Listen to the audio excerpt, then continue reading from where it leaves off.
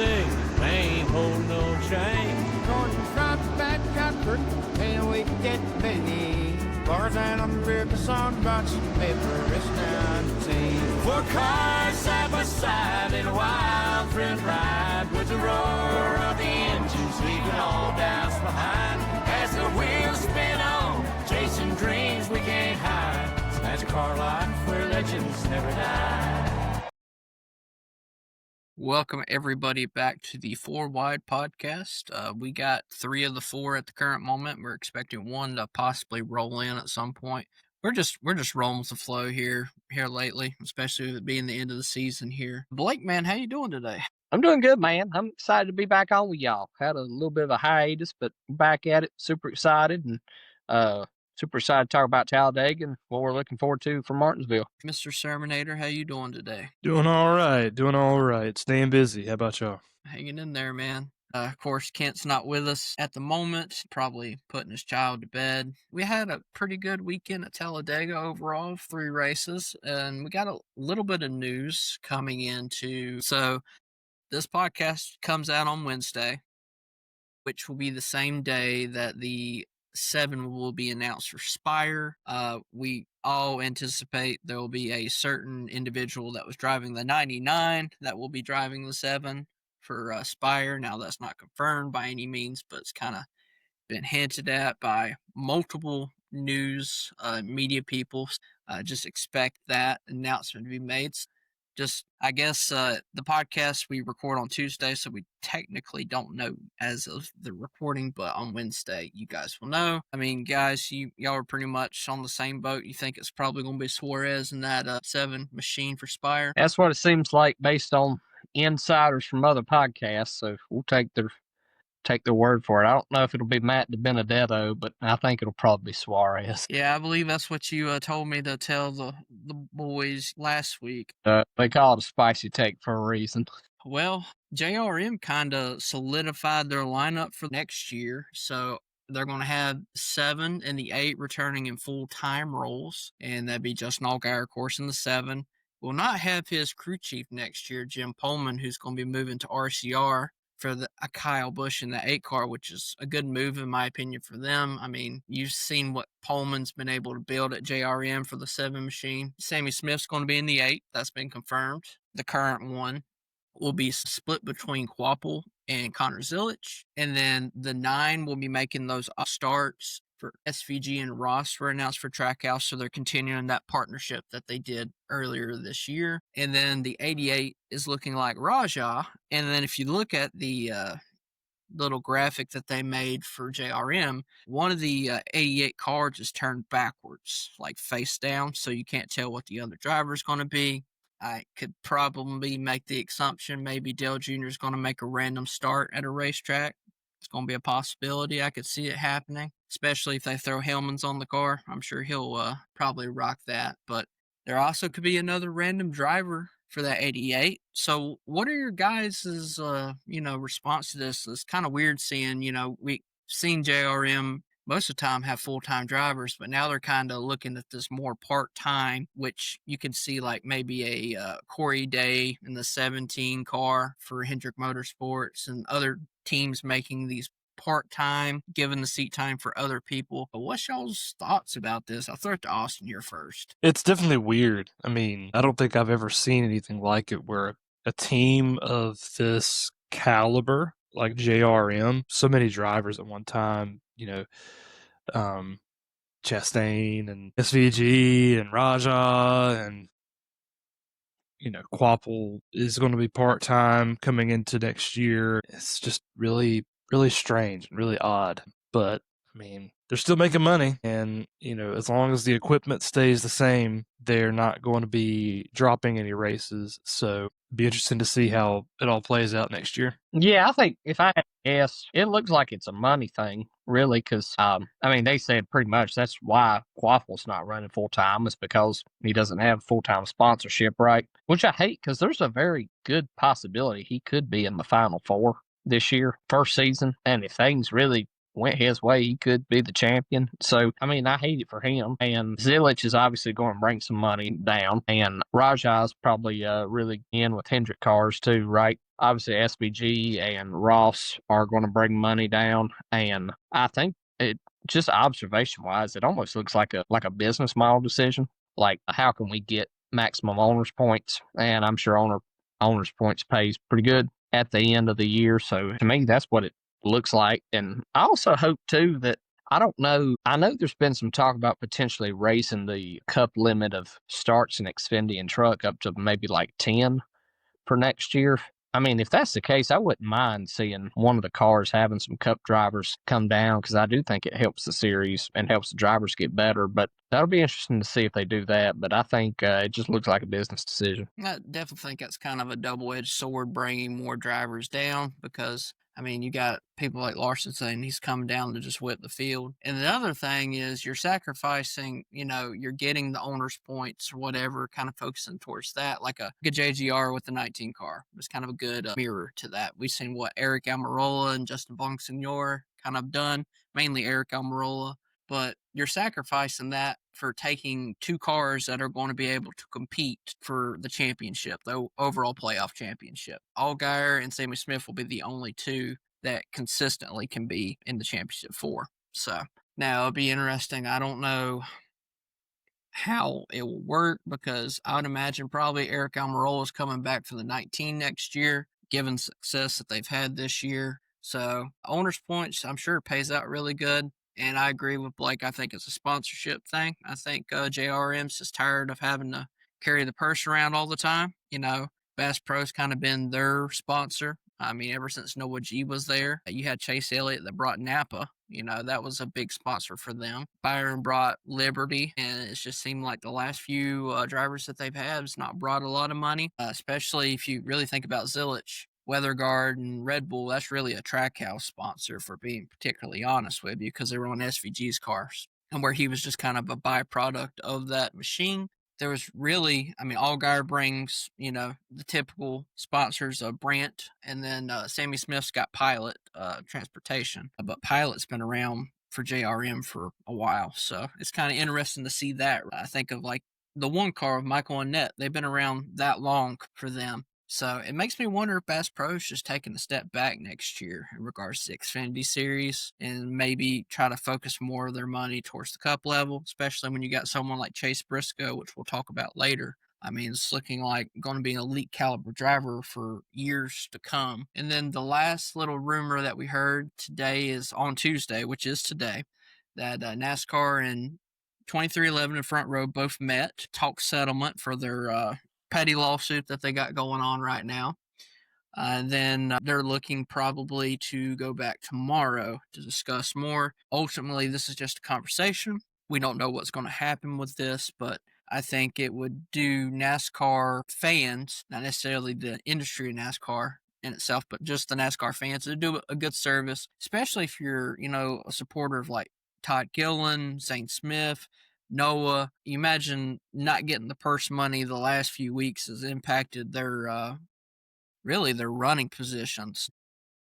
I do hope they settle. There's so many discussions that I feel like NASCAR fans, the drivers, they just beat into oblivion when it comes to just talking about it, like, way too much. And I think for a good portion of the fans, you get a lot of fan fatigue of just hearing a lot of the same negativity over and over and over and over and over again. And this lawsuit is one of them.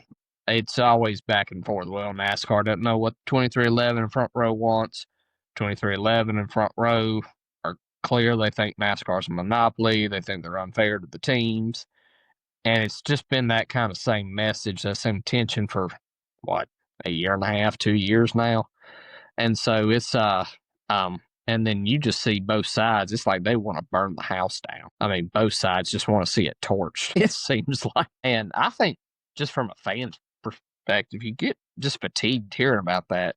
You got a really good championship battle brewing, and then it's like, sometimes I feel like it just gets foreshadowed by all this off the track stuff that really is damaging to the sport as a whole. And you can kind of see that in some viewership numbers right now, right? And so I think it just fatigues the fan. I hope they settle. I hope we never have to hear the word lawsuit again as a NASCAR fan for another 15 years, however long this next charter deal goes down, because Like, we just want to see good racing. We want to see guys show the personalities, really just have fun on the track, and go back to just great experiences, great positivity, and move the sport in a good direction. I'll keep my thoughts short and sweet because we've talked about this ad nauseum, but I think it's a good thing that mommy and daddy have stopped fighting and they're ready to talk now. So I think we're moving in the right direction, and hopefully both sides can do what is best for the sport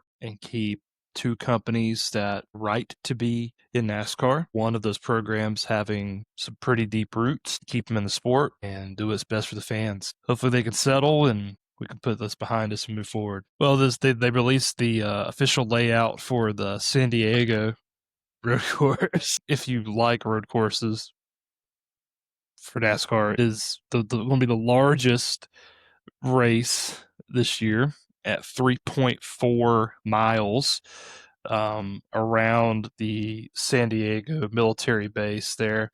Pretty cool, though, some of the things. Like, they're literally going to drive right beside where they have these battleships like docked and drive right alongside the beach. So it's going to be very kind of picturesque, I guess you could say, and really supporting our military. But I'm not like super excited for the race because I know the SVG is going to win by like 3 seconds. But it's exciting to see. The layout was pretty cool. It looks not quite like Chicago, but it has some very similar turns that Chicago has. But I don't know. We'll see how it plays out. But it looks interesting. I would say don't sell Zillett short here. I mean, he'll be in the Cup Series next year. I don't think he'll win, but I think he'll be able to keep at least a closer to decent gap compared to, the current Cup drivers. I don't know that for a fact, but got to be optimistic in some kind of way there. I'm looking forward to it. You would think that they kind of have to make an aesthetic with this race because Chicago definitely had a aesthetic, a visual appeal, being able to see the scrapers and stuff behind it and looking down the street and the avenues and whatnot. With it being marketed as, military-esque, it would make sense for them to try to capitalize on all the scenery there. If you've ever been out west, I mean, some of the most beautiful states this country has is out west. I agree with what Austin said. The aesthetic in the background of how they'll be going around Coronado there is going to be wild. And so I'm looking forward to it. I like the layout. It looks like there's some really good speed, really good passing corners, and looks like the track is going to be a good layout. They've had plenty of time to really plan for it at this point. And they won't really have to worry about, a lot of the Chicago stuff that they had to worry about. You don't have to worry about the weather nearly as bad, hopefully. I mean, San Diego is usually a pretty lovely city in regards to weather. The fact that it's going to be June in Southern California, I mean, I can't imagine how hot it's going to be for them and the drivers. That's going to be wild. Now, granted, a lot of times people from out west might say it's a dry heat or, it's definitely not the humidity that we're used to. So, I don't know. If you've ever seen The Anchorman, go to Front Row Motorsports Instagram page. Hilarious what they did to hype up the San Diego race. I mean, you had the kind of the similar elements, not necessarily heat, but where drivers had to kind of get over the elevation of Mexico right this year. So the heat would be kind of an added byproduct for San Diego. So it'd be interesting to definitely watch. And maybe some wind coming off the beach. For sure. Yeah, there'll be some tailwinds for sure. This car doesn't have anything to do with air at all, so I'm sure it won't even affect it. Man, the one race aerodynamics definitely won't matter. So for San Diego, is the Xfinity series running there too? All three, I think. I think the truck race will be very interesting. I think that'll probably be the most interesting, especially if Corey Haim's not running it next year.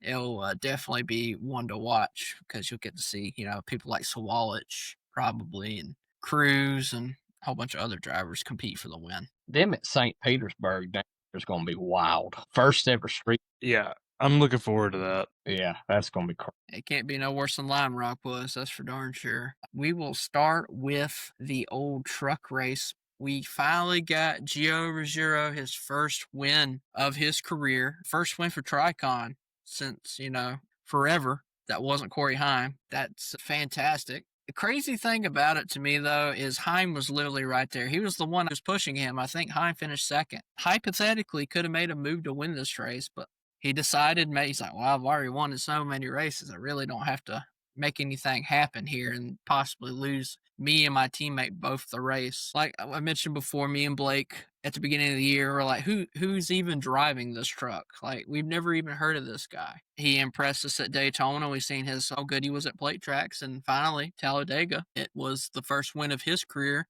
And not only him, but his crew chief. It's the first ever win for Jeremy Donnelly, who was crew chief for Tigers in the Cup Series. Taylor Gray, I believe, in the Truck Series. William Sawalich in 2024. This is his first ever win, ever. So, shout out to that, right? Him. He's from Winston-Salem, North Oh, really? Carolina. So, yeah. Stomping ground. Close. Old Tommy Jesse getting a P3 too. Much needed for him. You seen the front of that truck too. He was involved in one of the earlier accidents. There was not much left of that truck. I'm excited about G. I totally agree because you and I were down in Daytona and we're like, who in the world is this guy in the 17? You know, he definitely is impressed. I didn't think his first win would be at a super speedway by any means, but I'm happy for him as a DBC fan. I'm happy that Freddie Kraft got a win as a spotter, but I thought the truck race was pretty good. Yeah, they said the last time somebody who wasn't Corey Heim won was when Priest won at Nashville when the team was called DGR Crossley. I mean, you want to talk about what seems like forever ago. No matter what it's called, they can put some trucks together for sure. Pretty sure I have that Nashville truck die-cast over there back there. I'd probably go grab it here in a second.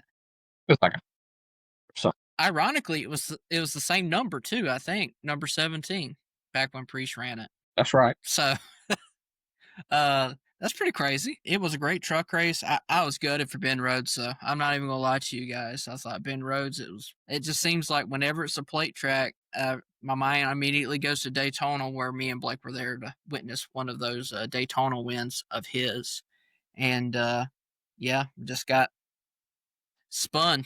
Yeah, at the end of the day, right? That just seems to be the story of all these plate tracks is you're in the danger zone no matter where you're at. It doesn't matter if you're first or you're last. You're in danger of getting spun or spinning yourself out for other cars. Yeah. I like how you can get runs with the trucks and with Xfinity. And like you had Heim out front some, but you also had Heim kind of going to the back. It was kind of one of those where it was like you almost couldn't believe that Corey Heim was up front the whole race. Lots of good runs, lots of good passing, kind of rather unpredictable to an extent. I mean, Gio, I think he won stages, right? But I don't think it was a given that he was going to win. So I enjoyed the race. I did. That's good, man. Definitely good. Yeah, I definitely agree with you with the unpredictability because it seemed like there was different people that were leading the race at multiple different times. You couldn't really keep up with, there's one guy that looked like they were solidifying where they were running, and then it would be just immediately there'd be somebody new up front, and you'd be like, dang, this is plate racing. This is how plate racing is. It's just, it comes and it goes. I actually grabbed the truck. That's the reason I took the camera off, but that's the Nashville win by Priest. So I tell you, I thought dust it off. Yeah.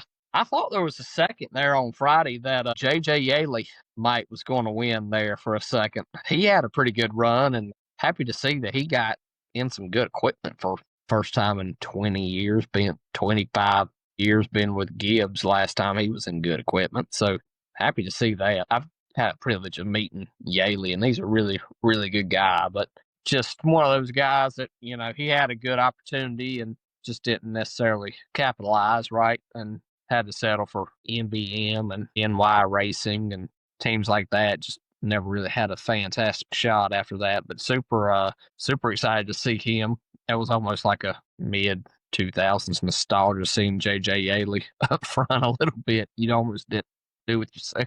I loved it. And Lane Briggs, you want to talk about capitalizing on one of the worst days ever. Gosh, I think the fact that he's like -6 or -5 or something like that going into Martinsville is a miracle compared to what it probably should have been for him. So love that team doesn't have any quit in them, but man, he didn't help himself out much at all. Well, he truly, he persevered and so did Majeski, where other people where the carnage just swallowed them up, like a Hemrick and Finger. Ultimately, their days were so bad that they are really far back in the points, where you have your Majeski and Riggs, they're able to points their way in at Martinsville. We'll get to that, but I will tell you one star of this race is a guy that's going to JRM part-time next year, and that was Rajah. Rajah looked very, very strong, got points in both stages, and that's the reason why he's so high up in points. I think he's second in points now, just because of the day that he had. Now, that's not, of course, Gio's locked in and Heim's locked in, so technically not really second, but just points wise. That was really critical for him. That was smart thinking, because now he's going to a racetrack where I don't think Rajah's the strongest at Martinsville all the time. It'll be really depending on what truck Spire gives him.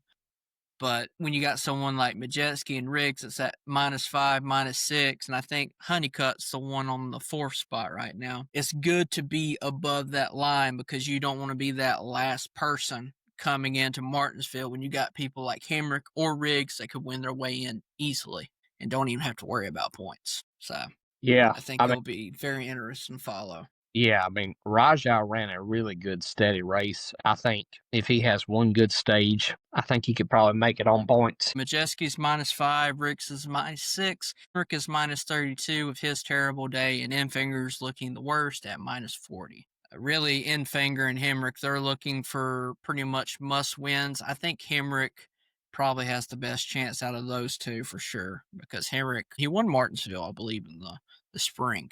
Yep. So, of course, the spring and the fall race are drastically different, but I feel like Hemrick's usually one of those guys at those short tracks that you always have circled, always be on the lookout for. But you can't also forget that Majeski looked like he was going to dominate Richmond, and he did for most of the race this year. And then Corey Heim just was able to slip one by him, so that would be interesting to follow. Triple Well, at header least tell me- weekends are brutal. At least tell me he'll pretty much. He didn't dominate. A lot of people said that he bullied the field or whatever. I don't agree to that. I think it was a lot more of a nominal race that you would consider rather than the domination fest by Austin Hill. There was definitely some. I thought there would be a chance for a different driver to possibly win, but Austin Hill ends up winning the race. May or may not have flipped some fans off coming through. That was posted on social media. But with this win, I believe, and you guys can correct me, that's 11 wins at plate tracks. We've talked about SVG being brought into the Cup Series being a road course guy. Is there a place for Austin Hill at RCR just based upon his prowess at the plate tracks? Plus, short tracks he's usually in the running, and road courses he's pretty decent.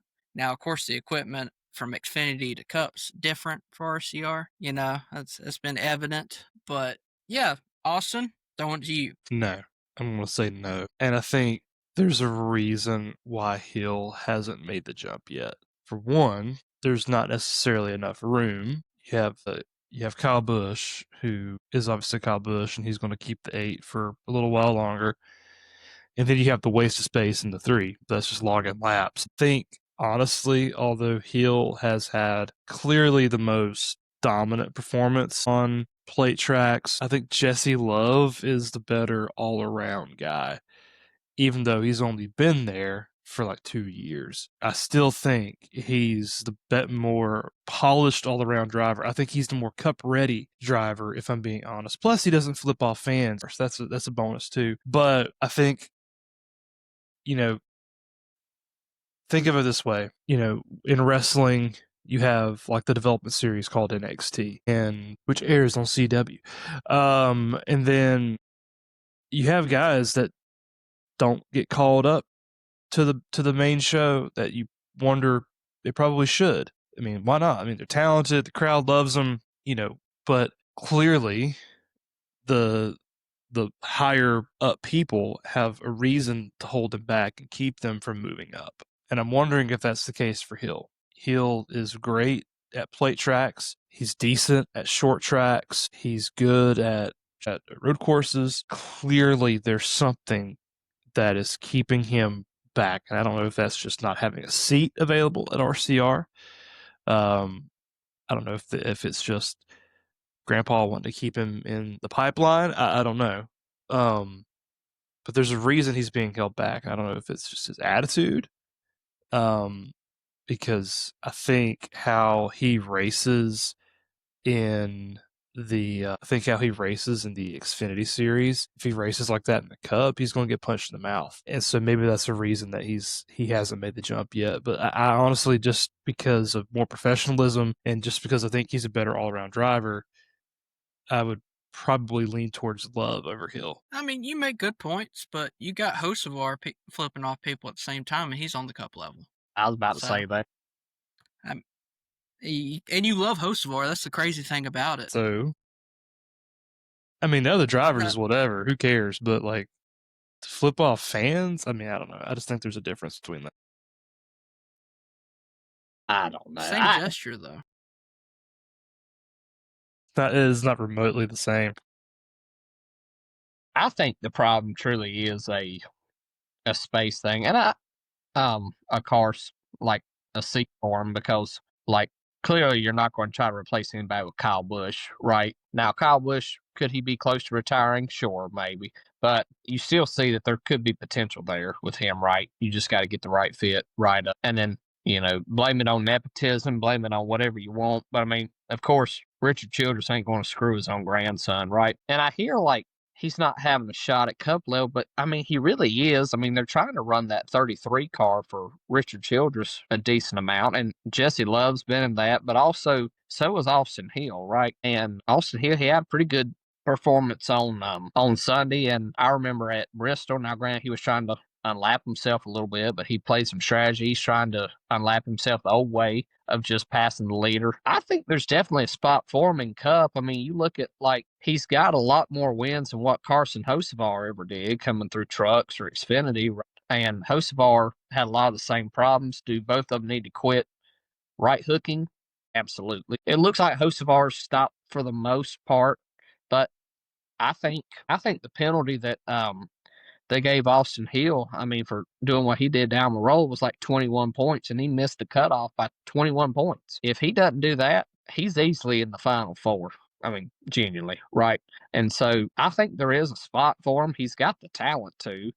And now, is Jesse Love a overall probably more likable guy? Sure. I hate to be the one that bears the facts, though, but Jesse Love just doesn't have the wins that Austin Hill does right now. Now, he runs consistently. I mean, not taking anything away from Jesse Love by any means, but when you look at just pure numbers, Austin Hill's got a lot more wins. Now, granted, he's been in the series a little bit longer, true, but you can't argue he's one of the greats when it comes to drafting tracks, or whatever you want to call them, right? I mean, he's got more wins than I think Dale's at this point in the Xfinity series. It's hard to argue with that fact on the Cup readiness, right? I mean, his attitude doesn't help him, that's for sure. But he fits the RCR mold. I mean, really. And so I think once the seat opens up, I think it's definitely his. And I think you got a position where if Busch is out in a couple of years, or he were to go to Spire and Austin Dillon takes over like an office admin role, you put Love and Hill in the Cup Series, and I think you've got your pipeline right there. So I think based on fact, I'm not endorsing him flipping off fans. I heard on DBC there might be a backstory, but he also flipped off pretty much all the fans, right? I mean, there's no arguing with that. I think he's good for the Xfinity Series on personality. I mean, and you might hate him for it, but I think guys like that make it interesting for sure. But yeah, to me, I'm just like, you look at pure numbers. I mean, I think he's getting as many Cup starts as what he can. People complain about how NASCAR has no personality. None of the drivers have a personality. I mean, that's a guy that even when he gets to the Cup level, even if he doles it down, yeah, he's going to have that personality. Just it's something you can't get rid of. Well, and also, too, imagine if somebody does try to him in the face. It's coming right back at him. Everybody would love that person. Yeah, everyone would love the person that decks him. So, if they could, I mean, that man's a unit. I mean, just solid, It ain't like he ain't nothing. At some point, you would have to think he is a consideration. It's just like we've mentioned multiple times. Well, I mentioned last week, there's just not enough seats to fill the butts that are in the Xfinity series at the current moment. And he's definitely one of the byproducts of that. So let me tell you a story really quick. The other day, we went to the grocery store and we bought some bananas. Wesley loves bananas. It's a whole thing. And so we'll go through those bananas, about one a day. Just cut them up. He eats them. It's great. One of them sat on the counter for a little bit too long. It went bad. I had to throw it out. I would compare Austin Hill to that banana that sat on the counter a little bit too long. He's kind of starting to lose any flavor he might have had for the Cup Series, and I really say that as someone who, I love the guy. He's someone who, as talented as he is with those racetracks, right? You think about Atlanta, like no one can beat him at Atlanta. I mean, they have to wreck him to beat him. Talladega, he's gonna start on the front row, and then if he doesn't win, his teammate's gonna win. And of course, Daytona. Between those tracks, and then he's gotten decent at road courses, but he's not going to come into the Cup Series and compete with SVG or even, honestly, for a top 10. So he's not, in my opinion, good enough at the other tracks for a sponsor to step up and say he's worth the liability of funding him at the Cup level. Honestly, if you're Austin Hill, you got to be thinking, okay, RCR is not my pathway to Cup. It's just not. It's just not. I mean, not unless Kyle Busch retires in the next year or two, which could happen still, but you can't just plan on it. You can't be sitting there saying, well, I'm just going to wait for someone to retire, and that's going to open up my door for the Cup Series. If you're Austin Hill, you got to be thinking, man, there's a lot of shuffling around between Trackhouse and between Spire, between some of these other teams. I better sure as heck make sure that I create a good enough name for myself to where when one of those seats comes available, I'll get in it. Hocevar, he could tick off some drivers. He still ticks off some drivers. He's good for the fans. Chastain ticks off drivers. Good for the fans. That's why they are at the Cup level, is because on top of their talent, and even with Hocevar not winning as much as maybe, not winning at all, but still, maybe not being as competitive as they would like him to be, they tolerate it because he's good with the fans. He's good for the fans. Austin Hill's got to prove that. And he's going to have to overcompensate the fact that just like SVG is really, really good at one particular type of racing, but it's not necessarily going to carry him through the playoffs, Cup owners are going to have to be able to look at Austin Hill and say, here's a guy who can do it clean, who can win races. And he can win races, but can he do it clean? Am I going to have to be rebuilding another Cup car every single week because he's right hooking folks, or whatever the case may be? If he can just have a clean season, make it to the Final Four, I think the Cup ride's going to call him. I think he's going to have an opportunity. That's all he has to do. Clean season, make it to the Final Four. He's talented enough to do it. He's in a good enough ride to do it. He hadn't been doing it. And this year, it's because of his temper. So anyways, that's my feelings towards him have begun to sour the longer he sits in the Xfinity series. And I feel like he's just running out of patience himself. I think he's mad that he looks around and sees, wait a minute, I'm the only guy still here that was racing in this series 3-4 years ago. So I don't know. That's my thoughts. That's my 2 cents worth anyways. It's a good thing for him, though, is he kind of already has I wouldn't say he has a primary sponsor for Cup by any means, but Bennett's has been with him forever. That's one. I could see them definitely sitting down and deciding, hey, we're going to sponsor him for a certain amount of races. I don't know if they could afford it being as a primary sponsor on the Cup level, because obviously the cost goes up just a little bit. I'll agree. I think Jesse Love's probably more consistently, as you put, overall driver plus personality plus, not right hooking people at certain points of the race, letting their attitude, aggravation. I think he's probably the better driver in that aspect, but pure racing wise, I think a good word for it is safe. I think he's the safer driver, if that makes sense at all. He may not have the talent level yet. I think he'll get there. I think he's got it in him, but I think he's the safer one to bring to the Cup Series because you don't have to worry about him, like you said, right hooking, that sort of thing. So I'm not trying to say that Jesse Love is better right now than Austin Hill, because I think Austin Hill is better, and one of y'all said it's, Austin Hill has the wins. Jesse Love has just not enough yet. But I would say Jesse Love is kind of like that avocado that Allie buys, and it sits on the counter and has to sit there just a little bit longer before she can use it for her guacamole, even though I hate guacamole. But, I think he needs that little bit longer time developing And I think he's going to be a superstar at the next level. It's like me and Blake were talking about. Obviously, with Matt DiBenedetto, we don't know what his future is going to be in the Xfinity series. It's like, well, I kind of have to, think about a new Xfinity driver. And the person I kind of gravitated towards was Jesse Love, because I think he's just overall, he's a cool guy. He's got like a Blaney personality, right? Just chill, cool. Where Austin Hill is more flamboyant at certain points, you would say. That'd be a good word to probably put it. But the reason I sit here and talk about Austin Hill with this is because obviously we've talked about how good he is at the plate tracks, and we don't have to sit here and beat that horse into oblivion. But it's just something that would come up at this point of the season, especially with all these silly season rumors and whatnot. But we know that kind of where he's at, he's not going to be able to move up. But something to think about in the future. And we always talk about, NASCAR needs villains. Well, if there's been a villain, arc building in any series, it's the Austin Hill arc. He's the Kyle Busch-esque hatred.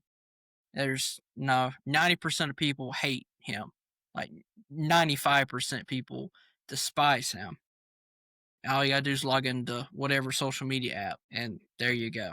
Now, can he prove to be as consistent as Kyle Busch was throughout his career to back that up? That would be the question. I guess the next storyline for the Xfinity Series is obviously we had two teams that me and Austin have talked about this year. I know Blake's mentioned Sam Mayer and Kent's mentioned Sam Mayer, but they had horrific races at Talladega. I think Mayer's was actually a DVP policy, and he ended up finishing dead last. Dang.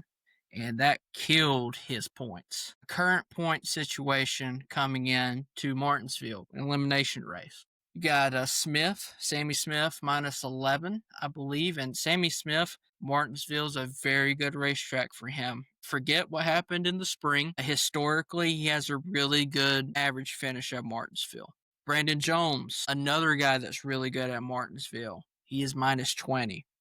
Sam Mayer, minus 22. Also a guy that's you could consider in the running for Martinsville. And then Sheldon Creed, another guy that had a chance to win at Martinsville at one point at minus 41. Creed and Mayer obviously had issues. I think Brandon Jones got in an incident early on as well. If it was the trucks or Xfinity or even on the cup level, it just seemed like Dega wreaked havoc on the playoff drivers. Who's the guy that you guys are really just looking at and being like, they could win, but it's going to be tough? I'll throw it to Austin here. I think what's really interesting about the playoff situation is, for one, nobody has won in the Xfinity Series for the playoffs as a playoff driver. All of them are still running off of points. And you have two that are locked in. You have Zilich, who's plus 83. You have Allgaier, who's plus 76.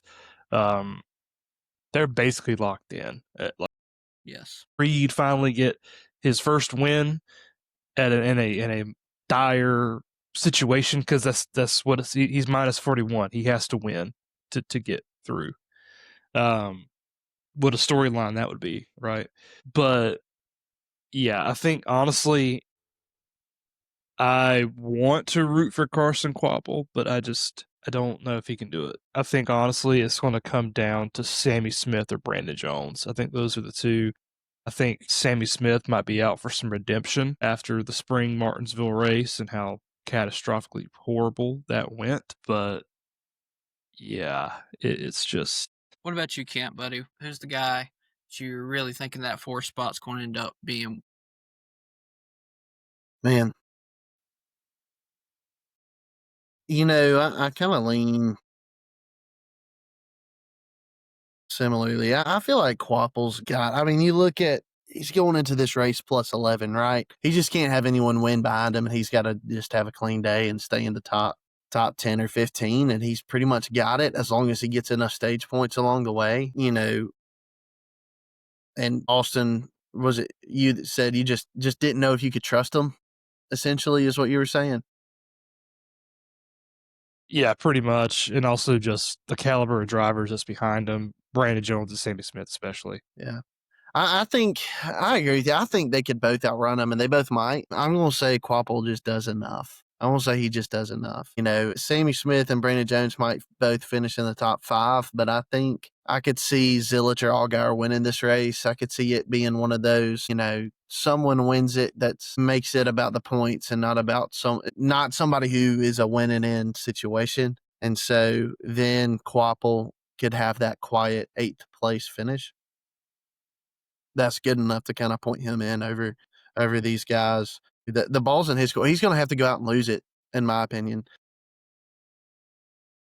Like, he's capable of losing it, but I just I trust him in a JRM car on a short track to go out and do what he needs to do at Martinsville to advance. I'll just put it that way. You know, the outlier being one of these guys behind him pulls off of, you know, some sort of win. I could see Creed or Mayer doing something desperate and getting that win, something like that. But I think I trust Carson Quapple in a JRM car on a short track to go out and do what he needs to do to advance with an 11-point head start. So I'm not going to say he just flat out outruns these other guys, but I'm going to say he just does enough. I kind of mirror your thoughts, Kent, in regards to, you know, someone's going to win the race where the points are not going to matter. You can't forget Eric Almirola is going to be on the racetrack. He's won 3 of the last 4 Martinsville races. Can't discredit that at all.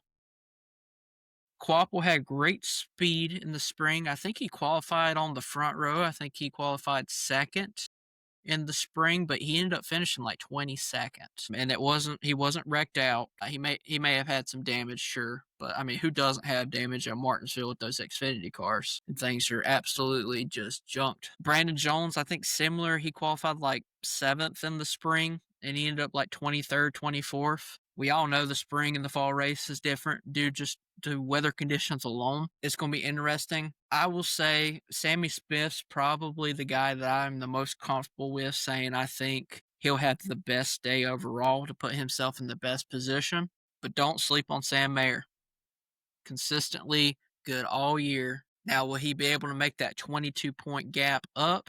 That's going to be tough. Probably have to sweep the stages and have a really good points day at the end. If someone wins that needs to be locked in other than him, he'll probably be screwed regardless. So it's like, but don't sleep on him. And I think Creed in the spring, he finished second.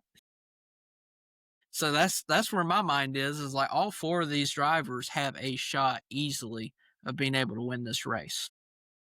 And I think that's what makes this super interesting. Where the trucks are so close in points, that makes that interesting. But where you have I think it's a really good possibility Brandon Jones makes it to the Final 4 because he wins. And the reason I say that, you remember fall of 2022, Brandon Jones is going to the Final 4, except his dumb butt teammate with his last names on the building spins him out to win and then compares himself to Jesus afterwards. He was clearly going to go and win that race and probably have a decent shot at Phoenix. And that was back when he was in a Gibbs car. He's in a Gibbs car again this year. I think it's a good possibility. Oh, you and I saw him win at Martinsville back in 2022. So he's won here. He's put himself in position. I think it's a good possibility he could sneak in. Now, I'll echo everything that y'all said about each driver. I agree with what Kent said about being in a JRM car on a short track. But also Sammy Smith, I mean, he's in a great position in the spring. I think you're probably going to see a barn burner when it comes to this Xfinity race on Saturday night. Another similar element, you mentioned that Brandon Jones. There was also a guy that had a shot in 2023 fall Martinsville. His name was Sheldon Creed. He started on the front row with a teammate, Austin Hill. Similar element. Yep. The storylines write themselves with this Xfinity race. That's all I got to say in regards to that. Alrighty, we'll move on to the big salami. We'll talk about the guy that we did not expect to win this plate race. Well, most people didn't expect. We knew he has the speed because his cars had speed overall all year long.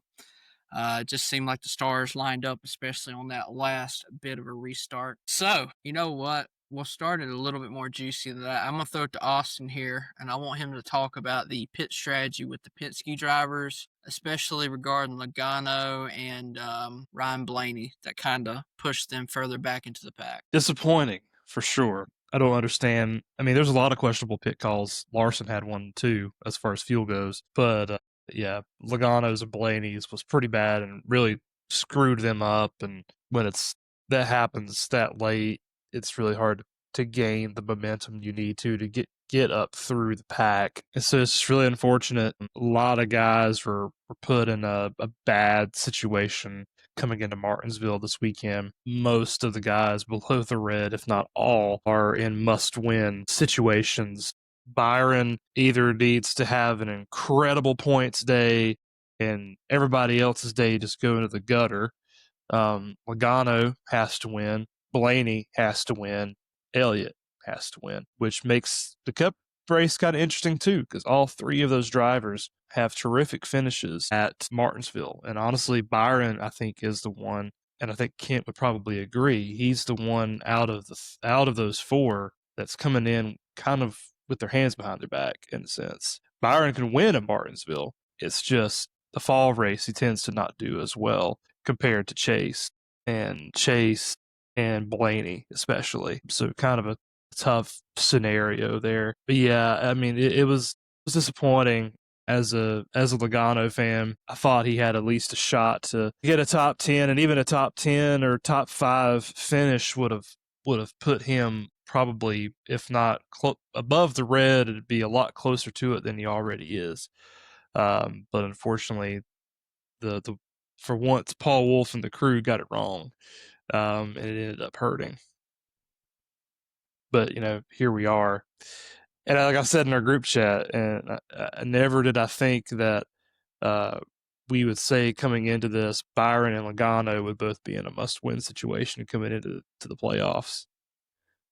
The last race of the playoff, actually. Byron's minus 36, Logano's minus 38, Blaney's minus 47, and Elliott is minus 62. So, like you said, pretty much they're all close to must wins. And I mean, I don't know if there's been a worse backstretch and 2 turns for Hendrick Motorsports in forever. I mean, it's been a while. Larson runs out of gas, bleed spots that way, and as Byron's coming close to the finish line, he gets turned and he loses, I think they said, about 24 positions. Bowman, I think, ended up not blowing up, but he had issues. And then, I mean, Chase had being a part of the earlier incident. It was just it's literally 4 for 4. Hendrick Motorsports had a terrible day when they needed to have an optimal day to even be in contention. But if there's a team that's got the resources when their back's against the wall, I would imagine Penske would be it, not even Hendrick at this point. Blaney, he's done it twice in the fall. Logano's just historically good everywhere. His average finish at Martinsville, driver average, I think is around top 5 drivers currently in the Cup Series. Chase is really good there in the fall, though. I think that will be the one indicator for sure. It'll be interesting storyline to follow. I'm telling you guys, as much as people hate the playoffs, it sure is looking like an interesting 3 races at Martinsville because of the current layout. I think current Winston Cup, Christopher Bell would be in the lead by 19 points in front of Briscoe. I think that's what I seen earlier, but it's definitely got a lot of tension going into this last race of this ordeal. I had somebody send me what the point standings would be if they just ran the old Chase format, which, I'm not opposed to playoffs altogether. I'm just for playoff reform, if you will. And so, with the old school Chase format, you have 6 drivers in contention to win the championship. I think Larson would have a 1-point lead over Byron or something like that. It was just absolutely insane. So, you would go possibly into Phoenix with 5 or 6 drivers in contention. And instead of now you've got 4 guys who pretty much must win. And so I don't know. To me, it feels like manufactured drama. It doesn't feel like, I don't know. I'm just not a huge fan of it. But moving past that, talking about the race on Sunday, you couldn't have been more right about Hendrick Motorsports. Just a catastrophic failure of a Sunday. All Byron had to do was stay in line, and then he's still 20-something points out, which I couldn't wrap my head around why he chose the inside lane. The inside lane dissipates, it feels like, on some of those restarts, and I don't know. I would have wanted to be on the outside lane and have a little bit more opportunities to block and get those runs in the outside lane and that sort of thing. wouldn't have mattered at the end. I think what I heard is that Byron ran out of fuel in the trial, and that's why he got knocked. So I could be wrong about that, but I don't even think it was whoever was behind him. I don't think it was their fault. I think he just ran out of gas and got ran over. Because that's what happens when you run out of gas in the middle of the pack at Talladega. That close to the start finish line. And so it's just a frustrating end to the race when at one point it looks like he could have been poised to win. But I mean, it is what it is. And you have to look at, what's coming up and what you have the possibility of doing the next week. Byron could go and win at Martinsville. I don't like his chances of winning, especially a fall race and especially this year. A Chevy winning at Martinsville just kind of seems far-fetched. If there is a Chevy that's going to run well, I feel like it's going to be either Larson or Elliott. I mean, keep in mind, Larson's going to be going for this win just as hard as any of them because as of right now, if any of the four behind him wins, he's out. Just depending on how the race shakes out, Larson could be racing to try to race his way in if if he has one of those days where, I don't know, he doesn't get enough stage points and Bell's doing just enough to kind of stay ahead of him or whatever the case may be. And you have someone else who, like Blaney, going for the win. He might. So Larson's going to be going for the win. And I think Elliott is more clutch than we give him credit for in situations like this. I mean, he would not have been even in the championship 4 in 2020 if it weren't for him rattling off that win at Martinsville, which was a huge comeback win. I mean, he had some ground to make up and he was able to make it up and make it happen. The driver that I trust the most with his back against the wall by far is Ryan Blaney. And in this spot specifically, Blaney's the one that I trust, and he's driving, to be honest, what I feel is the manufacturer you want to be driving at this track, especially in the fall. I think Blaney could win the next 2 races in a row, which would make him a 2-time NASCAR Cup Series champion, which would be pretty crazy. I just don't know if I trust Logano as much in the past couple of seasons to go out and get this dub. He could, but yeah. But going back to Byron, it's a tough spot to be in, and as a Byron fan, it's just frustrating. You're just punching air, but there's nothing you can do about it, and I mean, unless something catastrophic happens to Bell or to Larson, Byron's only chance is to win the race. And so, I mean, some weird things could happen, and weirder things have happened.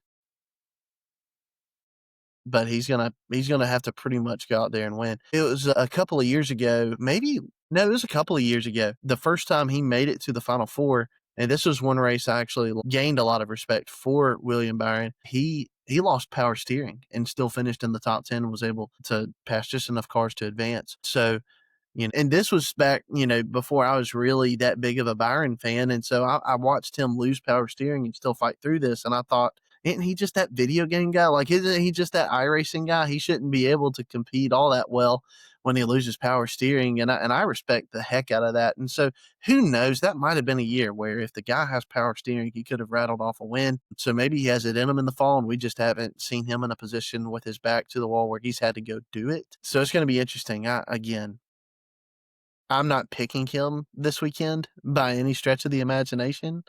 I don't even know if I could if I wanted to, but I'm not gonna. But yeah, so I would look for those 2 forwards, Blaney and Logano, anyways. Do you feel as a Larson fan on Sunday? Well, about as empty as his tank. That's probably about how I felt. You start 1-2, and those drivers finished 25 and 26. Yeah, not great. I trust Larson really anywhere. I think he's had a better stretch when it comes to consistency of races the past few weeks. I know Dega wasn't ideal on the finish, right? But he ran pretty much up front for a good majority of it. Yeah, it's not a given though. I mean, I think it's going to be I don't want to say a bloodbath, but between him and Bale, I mean, really, there's only like 1 point difference there. And so it's going to be wild on that. Both were fairly close last year. Bale probably would have gotten in if the wall ride was called a different way. But yeah, you don't know what to expect except the unexpected really going into this weekend, regardless of really who you're rooting for, because you've got, I mean, I know 2 out of the 8 are already locked in, but you really do have 8 solid guys who could go out and just kick people's tails this weekend if they really had the car to. Because they're guaranteed into the next race doesn't necessarily mean they're going to stop trying. Because, you know, Hamlin, especially, he's trying to get them wins. And Hamlin's good at Martinsville. Briscoe is good at Martinsville as well. So, you know, and if we also know Martin Truex was pretty decent at Martinsville. So if he takes the same kind of approach that they did for MPJ, I mean, he could definitely dominate the race as well. So, I mean, it's not out of the question that Hamlin or Briscoe could win this week either. It's not. I mean, and you've got some other guys too who, I mean, genuinely, I think of Carson Hocevar. He couldn't care less about this playoff field, or yeah, you're right, Cole with Priest. I mean, what do they care about the playoffs at this point? I mean, if they can throw a Hail Mary and win, I think of like Brad Keselowski last year at the fall race. He led quite a bit of laps, and definitely was trying to go for a win. Just pretty good at short tracks as well. So, I think there's a world where it ain't unrealistic where you could see a non-playoff driver win. Do you have playoff drivers mad at this guy for not moving over? You could see some unexpected tempers from people you might not necessarily expect. I think it's leading in to be a really interesting weekend. I think the only guy feeling pretty good right now is probably Joe Gibbs, knowing you got at least 2 locked in. Outside of that, nobody's really safe. Well, you need to shut up. Go ahead. No, you seriously go. I mean, I guess it's better than playoff interference like we've had in the past, right? Where guys drive slow so others can get ahead. I don't think there's anything wrong with teammates pushing others to the win. In fact, you'd expect it, especially with how driven NASCAR is by manufacturers and not pushing cars that are not your teammate or not the same manufacturer car as you. So I guess we should expect to see it, but props to Gibbs for being a good teammate there, not wrecking a teammate like he did a couple years ago at Martinsville. So, but I mean, man, Briscoe. I was telling Cole this. I had the first pick for the Pick'em series, and I genuinely had it typed out. I'm going with Briscoe this week, and I was like, can't do it. So I backed it out, and I went with Logano. Obviously, wasn't terrible because I still got second thanks to Bowman and Elliott.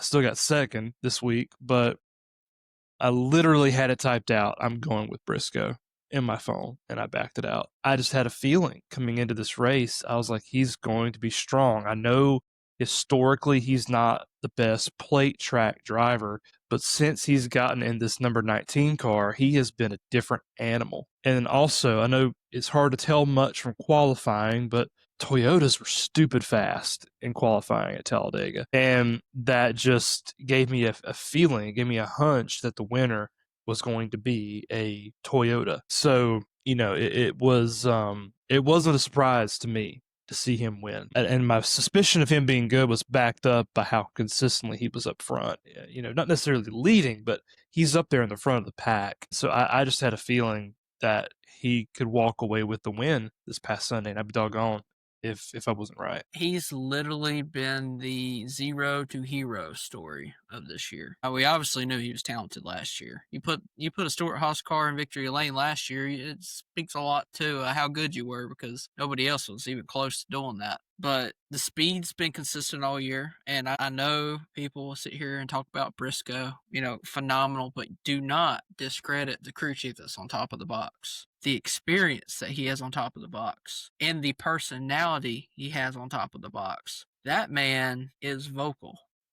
He's passionate. I mean, there's not many other crew chiefs on top of the box that are more passionate than James Small. It's just straight up and be vocal about it. I mean, we remember the days of him and Martin Truex going back and forth on the radio all the time. And now he's got a driver who's probably one of the most chill and most collected drivers in the garage. It's just, you imagine that he's just pushing him to a different level at this point. Well, and you take a place like Sonoma, where Briscoe has not done well at in the past, but Martin Truex Jr. did with James Small. And Briscoe's running like second and pretty consistent that day. So even the tracks that Martin Truex ran well at and Briscoe didn't always necessarily do well, he started to do really well. And the common denominator there, like you said, Cole, was James Small. And I think the chemistry's there. And especially they've really turned it on here in the last probably half of this season. And they are fun to watch. Very fun to watch, and I think it's just going to be a fun next 2 weeks. I mean, this is when it comes to pure quality of drivers. I think you do have. I mean, you've got a really good bunch, and you can make a good case for most of them on why they should be the champion this year. Most definitely. I agree with that sentiment. I'm stoked for Briscoe. I've been a fan of his since his Xfinity days. I'm just waiting for him to have that opportunity that he, could really excel in. The minimal success that he had, but still success that he had at SHR, I think really should have been that kind of when nothing was going SHR's way, he was still beacon of light in that darkness. And to see what he's been able to do now couldn't happen for a better guy. I mean, I'm thrilled to see him have this kind of success. And if anyone's going to be able to take it in and really soak it in and understand the weight of the moment and what it means to race for a championship in this sport, it's Briscoe, man. I mean, I'm so excited to see him have this opportunity to go and compete for a championship. And if he were to win this thing, I'd be stoked for him. Just absolutely stoked for him. He's by far my favorite of the Gibbs guys. Maybe not by far. I like old Seabell. He's a cool dude. Definitely a class act. But when it comes to just the kind of guy that you want representing the sport, Chase Briscoe is one of those guys that you just absolute class act. And so would be cool to see him and that 19 team get the championship for sure if Byron isn't able to get in there and get it, which I'm doubtful. And so talking about the Final Four, if it shapes out to be the current four that are in the top four and that are kind of positioned to advance after Martinsville, assuming nothing changes, you could make a case for why every single one of those four has had a championship caliber season. For Hamlin, it just seems fitting. I mean, no one's been as dominant as Hamlin this season, I feel like. For Briscoe, no one's been as consistent as Briscoe this season, especially qualifying. I mean, the guy's been like Ryan Newman reincarnated or something. Like, I don't know. Like, it's been absolutely insane seeing Briscoe win all these poles. And then for Larson, who's struggled a little bit down the stretch, but has been obviously consistent enough to put him in this spot and has still, won enough races to validate his being where he's at. And then for Christopher Bell, who, remember, I mean, we hadn't talked about him much since he, rattled off 3 wins in a row to kind of get the season started and then won the All-Star race. And it's kind of been quiet. And I think he won one more race since then, but otherwise he's been kind of quiet. But these are guys who have really, just, I mean, say what you will about Byron. Byron could rattle it off and not one of these guys out and get in there.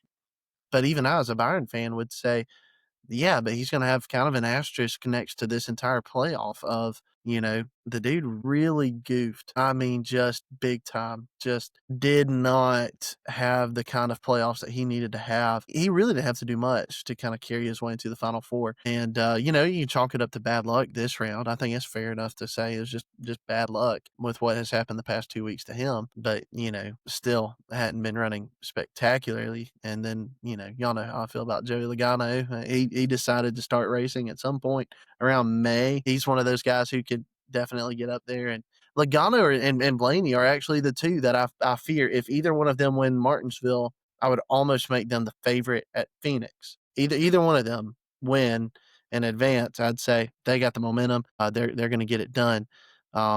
Until then, I feel like it's probably Hamlin. Briscoe, I don't know. This is shaping up. I feel like this is going to be a Briscoe Hamlin 1-2, but Briscoe takes the championship kind of race. But yeah, all 4 of these guys are deserving. That'll be cool. Correct me if I'm wrong. Blake probably put Chase Briscoe's first win was at Phoenix, was it not? Yep, it was in a Stewart Haas car. Yeah, if he can do it in a Stewart Haas car, he can do it, on a tricycle.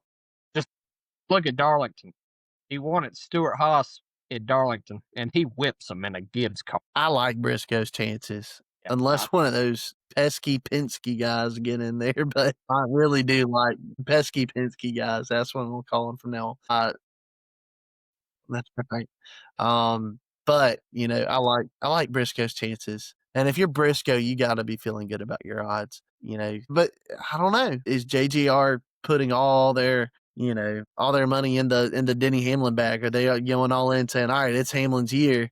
I don't know. It's going to be interesting. Mentioned it in the group chat. I feel like the storyline is laid out. Hamlin has weeks to prepare for Phoenix, not having to worry about anything. And so, everybody's wondering, is this the year? Is he going to get screwed over like Harvick did, the year he lost the championship?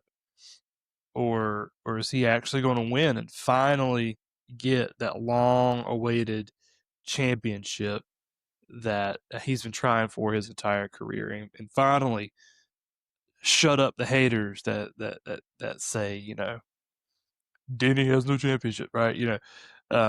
Is this year finally going to be the year? And I agree with all you. It is true. This is the first playoff where there's the potential for all four to make a case saying, yes, this person deserves to be here. Obviously, Briscoe and Hamlin have been consistent throughout the year. They performed well. Hamlin has had a career year. You have Bell, who had a really hot start to the year. Even though we haven't really talked about him, he's been really consistent as well. And then Larson, who's Larson, and has been fairly consistent. Hasn't been as good as he has been over the past two years, but still has won races. He's getting top fives. He's racing consistently. And Byron, he raced really well throughout the regular season, but apart from Vegas, before Vegas, he didn't lead a lap the entirety of the playoffs.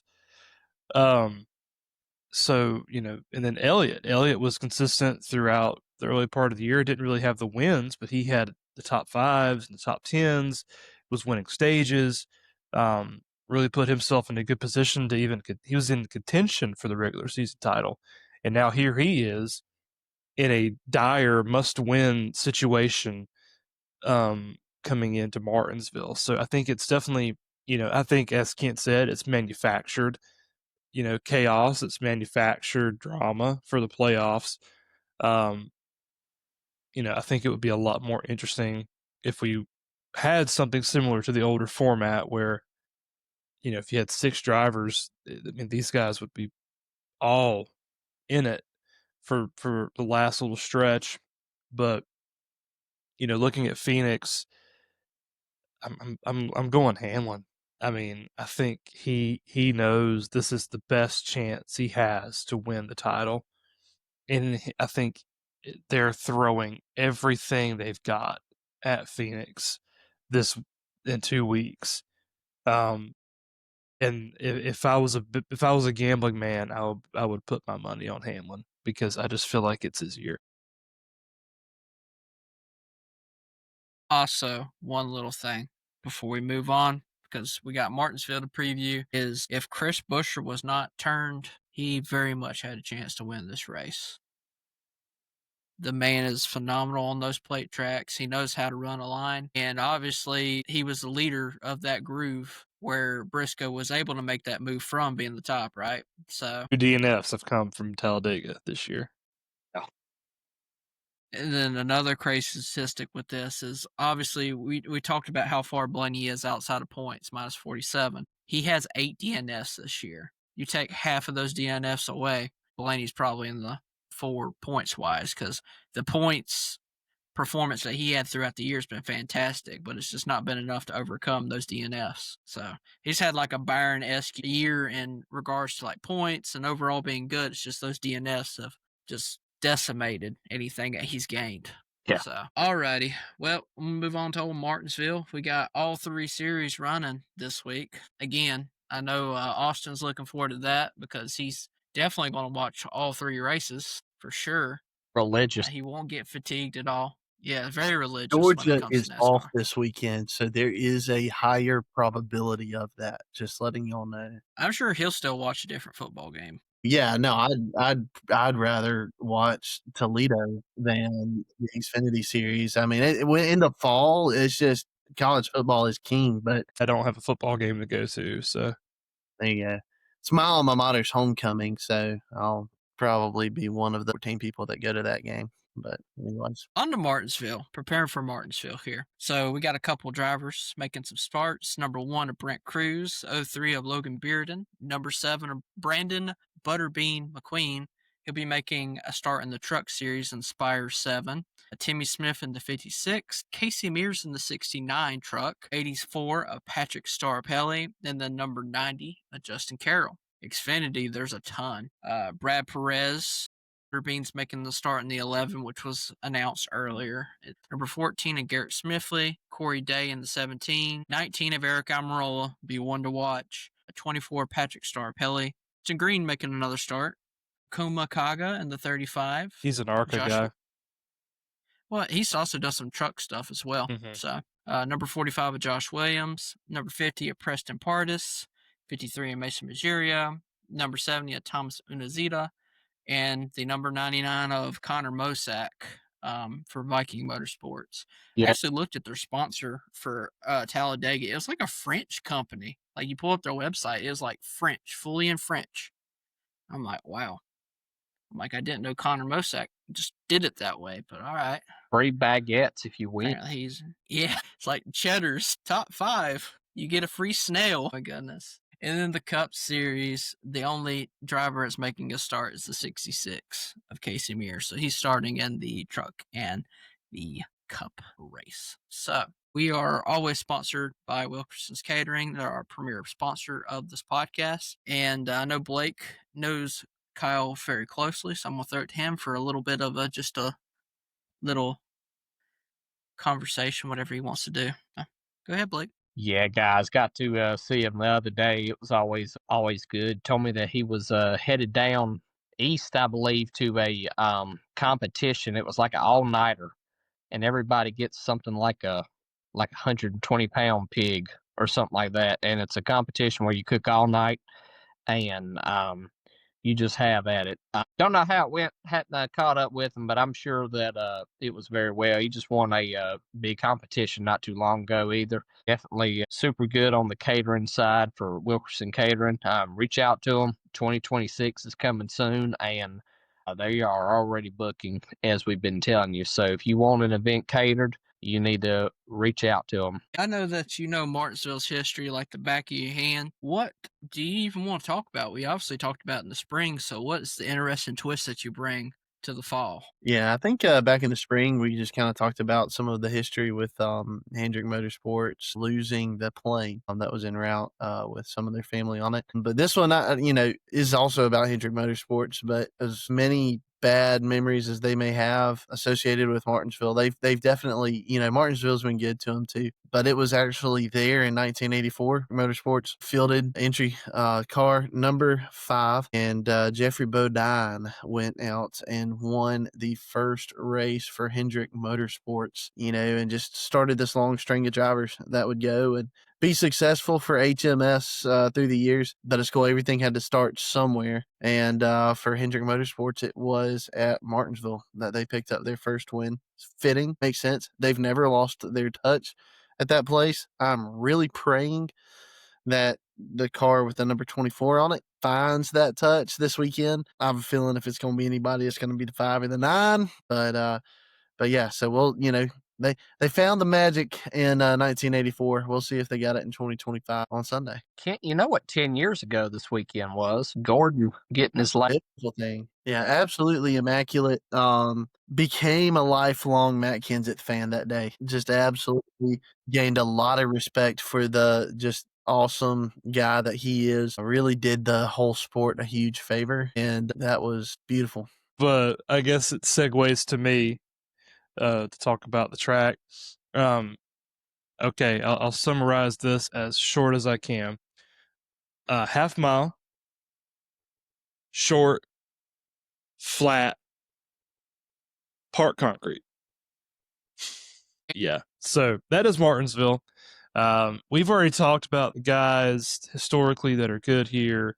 Hamlin is good here. Logano is good here. Chase Elliott is good here. Hendrick is good here.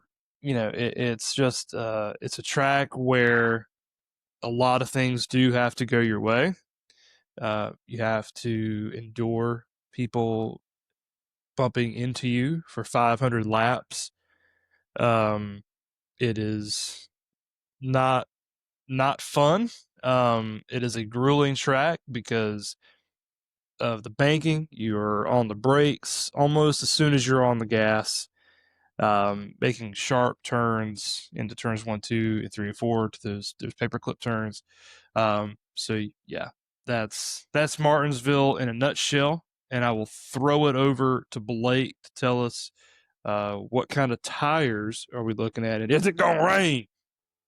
So far in the forecast, it does not look like that. We have something interesting with the tires this weekend. They are bringing a new left side tire to try to help with the tire wear, but they are bringing the same right side. So obviously, trying big initiative try to get the tire wear increased on the left side, but they are bringing the same right side tire that they had in the spring. Cole and I were there. A pretty good race, really good fall off, but it's the same right side tire as what they had at Bowman Gray, Richmond, North Wilkesboro, New Hampshire. Most of those were those pretty, at least 3 of those 4 were really good races. So you got a right tire combination like you see Cole showing all of you there. For those of you who might be tuning in on YouTube, appreciate the visuals. Yeah, man, it's wonderful. It's more beautiful than the Coronado road course scenery that we were talking about, you know. They are going to have 9 sets of tires for the race, 1 qualifying that can transfer, 1 for practice, 500 laps, 9 sets. If the tire wear is what they think they're going to be, it could be a scenario where you might need to strategize well. What's that say? It's in Ride the Dente. Oh, Ride the Denta, yeah. For the Xfinity race, you will have 3 sets of tires. They are pretty much on the same tire, them and trucks, as they've been on since 2022. 3 sets, 1 for practice, 1 for qualifying they can transfer. And then for trucks, you got 2 sets that they can use, and then 1 that they can transfer. If it were to rain, something were to pop up, Cup's got 4 sets of wet weather tires. Xfinity has 3 sets of wet weather tires they will use. And the trucks have 3 sets of wet weather tires they could use just in case that is important. But yeah, new left side, same right side. They're really being aggressive with the tire. You've seen the last 2 fall Martinsville races. The tire wear has been really good and has really made for some interesting finishes, like Blaney coming up through the field, and people like Elliott who were on some old tires last year and just really not being able to hold them off. So I think we're in for a good week when it comes to the tires, boys. We've been talking, man, the everything that's going on with the Martinsville. All 3 races are going to be fantastic to the end because there's so much implications and everything that's going on. And let me tell you, man, Fall Martinsville elimination race. If you've never been to a race that's an elimination with this new playoff format, it's probably, I mean, at this point, it's probably going to conclude with, they've been talking about doing like a 4 to 5 race playoff where it's not going to end up being just 1 race. So it's not going to be, the last gateway into the championship 4 like it used to be, you would imagine. But the atmosphere at this track is crazy during the fall. It's nothing like the spring. Spring feels like it's just a casual short track race. You get to the fall, it's not as crazy as Bowman Gray was with the Clash this year, but it has a lot of the same elements. And you're going to have people pissed off. You're going to have people making insane moves. You have Chastain made his wall ride. You had Bell make his wall throttle, we'll call it, last year. And it's definitely going to be one of those fantastic races to sit there and watch. And I'm looking forward to being there for the Cup race. And I would definitely recommend, if you've not got a ticket, there's plenty of tickets probably available for decent prices for a playoff race. Way more economical than Bristol Motor Speedway at night race. Or I have all our spicy takes from last week. I made sure I went back and looked at them. Kent, my friend, I'm sorry you did not hit your Cody Ware prediction. He ended up getting some, I think, some water in his front of his car and then had the spin out and everything and then ended up having engine issues. So he did not follow through with your spicy take. I said Carson Hocevar was going to win the race. He was pretty close. He was up front. I believe he was the guy right behind Byron, pretty close. So he had some support there. And Austin was so close. He said SVG was going to get a top 10. SVG finished 11th, even though he spun out on pit road entry because he ran over one of the weepers that was in the pavement. And Blake's prediction of Matty D to the Spire 7 is still not there because we don't have that announcement till tomorrow. So I'm going to throw it to Blake. What is thou spicy take for this week? Great question. I ask it every week. Definitely won't have anything to do with Matt DiBenedetto for obvious reasons. I'm going to say you'll eventually have a three-way tie for the transfer spot for the Cup race. That's a lot of math. Is that even possible? It's a hot take. I mean, that's like Kent being able to win our game that we're playing with the Pick'em series. It's almost mathematically impossible. He's getting close, though.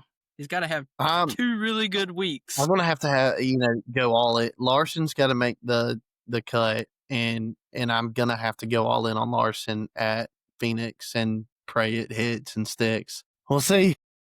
If someone doesn't pick Larson in front of you, because someone could do that to you just so you couldn't win. And I will throw throat punches through the computer. Yeah. He's gonna go Chastain on Gregson. Bowl cut. Bop. I'll never forget how the bowl cut stayed in his face. Anyways, that's awesome. Kent, what's your spicy take for the weekend? A non-current playoff driver wins the race.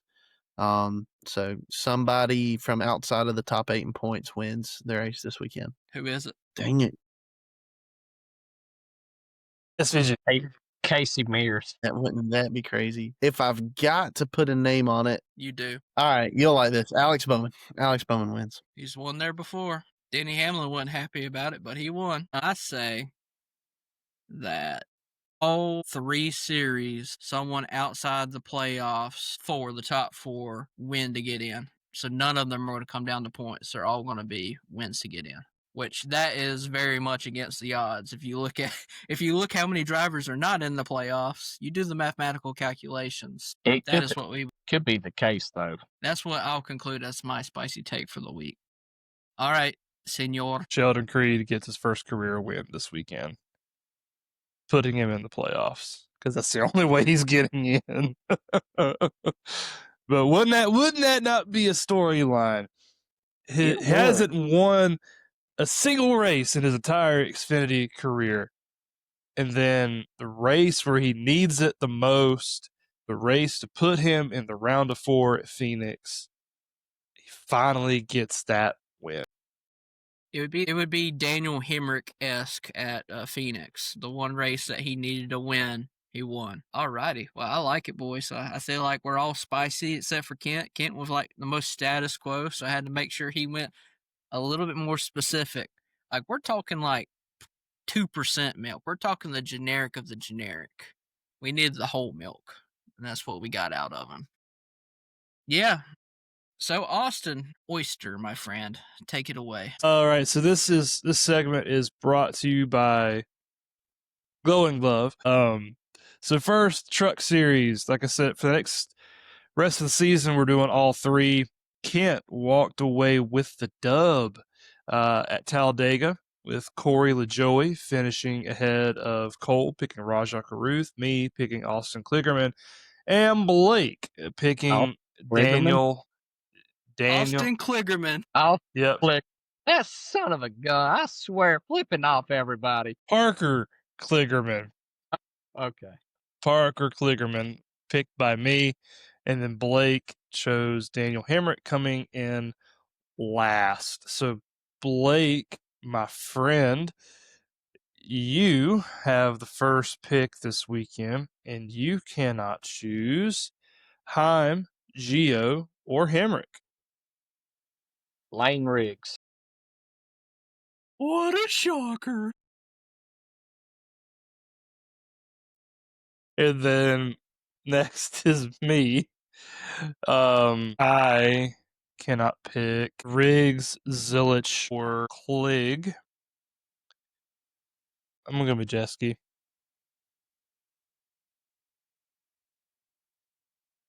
Put it on the line with Majeski. All right, Coleman. You cannot pick Eckes, Heim, or Caruth. Give me Hemrick. And Kent, my friend, you cannot pick Hemrick, Smith, or LaJoey. Just to be clear, those are the drivers you can't pick. Give me Hemrick. I'm just kidding. Can pick Heim, so give me Heim. Looking at the points with this past weekend, Kent has taken the lead in the Truck Series. I'm sure he doesn't know what that feels like too often. With 61, Blake has 59. I have 57. And Cole, who, unless Hemrick wins this weekend or gets into the playoffs, is basically mathematically eliminated from winning.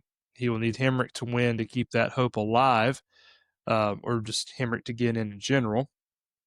But that is how it is shaping up.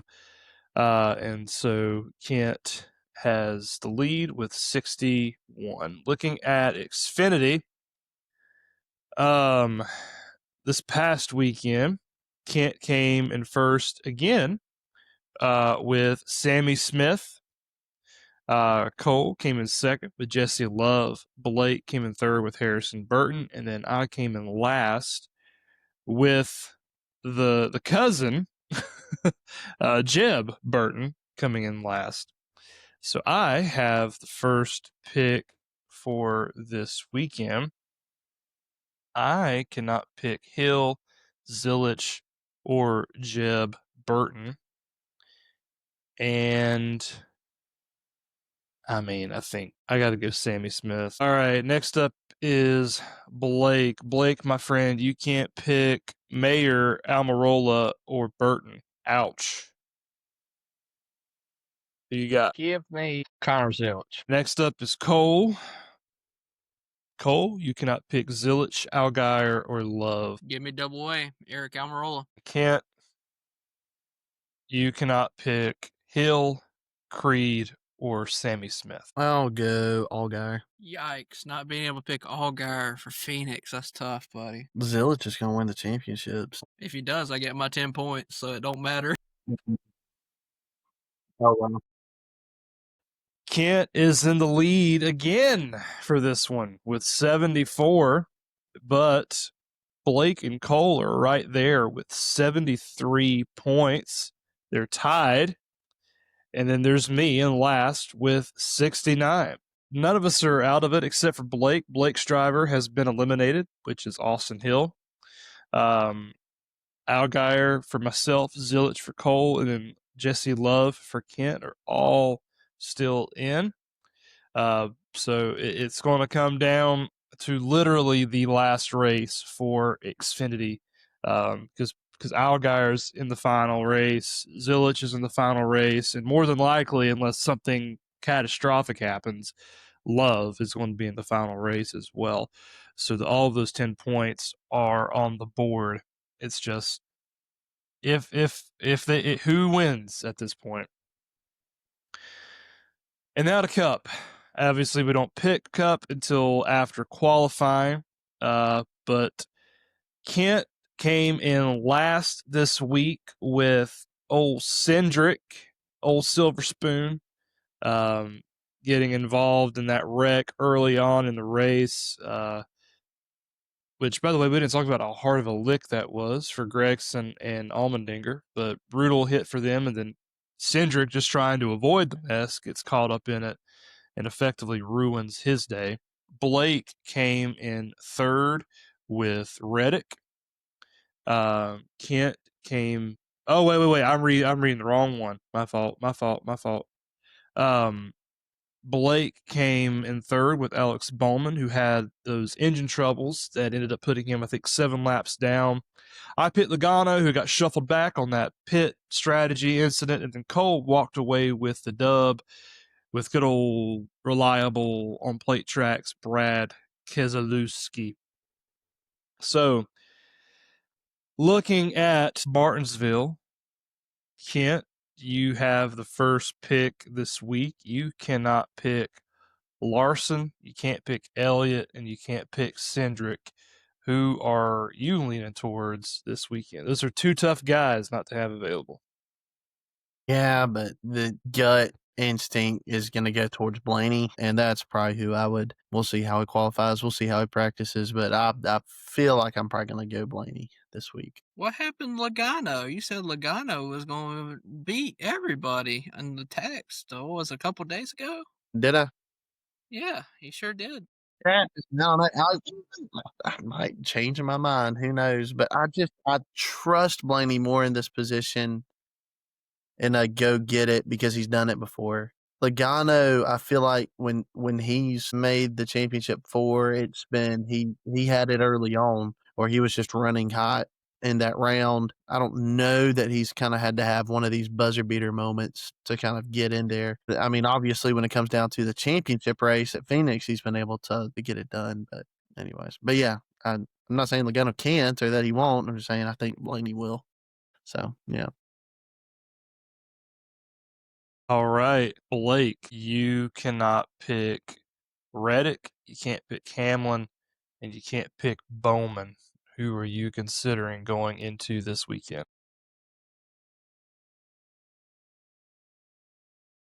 Probably Bale.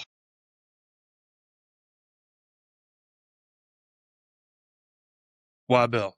When it comes to flat tracks, I was either thinking if somebody picked Bale at first, I'd go Blaney, or if somebody picked Blaney, I'd go Bale. So it just looks like Gibbs is on a roll. Yeah, I think Christopher Bale's probably got a really, really good shot. Now, for myself, I can't pick Gibbs, Byron, or Logano this weekend.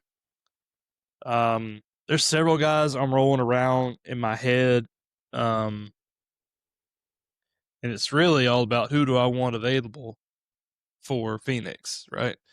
Yeah. Who do I think is going to win at Phoenix? And